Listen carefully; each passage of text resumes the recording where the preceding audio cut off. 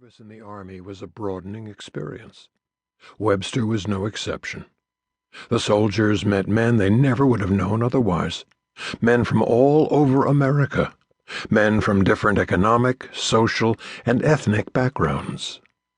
In the novels about the war, the typical squad is made up of a Jew from New York, an Indian from Montana, a Swede from Minnesota, a Pole from Chicago, a Cajun from New Orleans, and so on. At the beginning of the novel, they hate one another. The shared misery of training pulls them together, as does the common hatred of their drill instructors and junior officers. Combat strengthens the bond, to the point that they become a band of brothers, trusting and loving one another as they had never before trusted or loved anyone. And the truth is that this happened in fact before it was written up as fiction. In this case, at least art truly imitated life. Webster was a man of books and libraries, a reader and a writer, thrown into an intimate and life-dependent relationship with ill-educated hillbillies, southern farmers, coal miners, lumbermen, fishermen, and other typical paratrooper enlisted men. In short, with a group of men with whom he had nothing in common. He would not have particularly liked or disliked them in civilian life. He just would not have known them. Yet it was among this unlikely group of men that Webster found his closest friendships and enjoyed most thoroughly the sense of identification with others. He was wounded in Holland in October 1944. He rejoined his squad in January 1945, and later he recalled his feelings.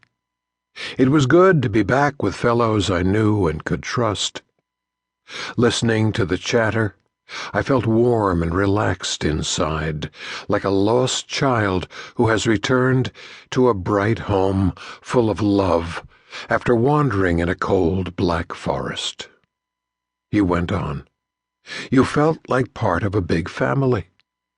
You are closer to these men than you will ever be to any civilians. Webster and his fellow squad members had developed a bond that is unique to combat infantrymen. Just as there is no human experience to equal that of combat, so there is no human relationship to equal that of comrades in arms. Their relationships are closer than those of brothers, different from those of lovers, stronger and deeper than those of friends.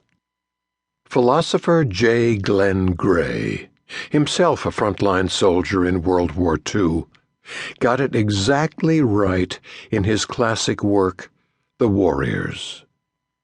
Organization for a common and concrete goal in peacetime organizations does not evoke anything like the degree of comradeship commonly known in war. At its height, this sense of comradeship is an ecstasy. Men are truly comrades only when each is ready to give up his life for the other, without reflection and without thought of his personal loss. Private Kurt Goebel of the 513th Parachute Infantry Regiment described his experience in words that Webster might have written. The three of us, Jake, Joe, and I, became an entity. There were many entities in our close-knit organizations, core elements within the families. This sharing evolved never to be relinquished, never to be repeated. It produced incredible results in combat. Men would literally insist on going hungry for one another, freezing for one another, dying for one another. And the squad would try to protect them or bail them out without the slightest regard to consequences, cussing them all the way from making it necessary.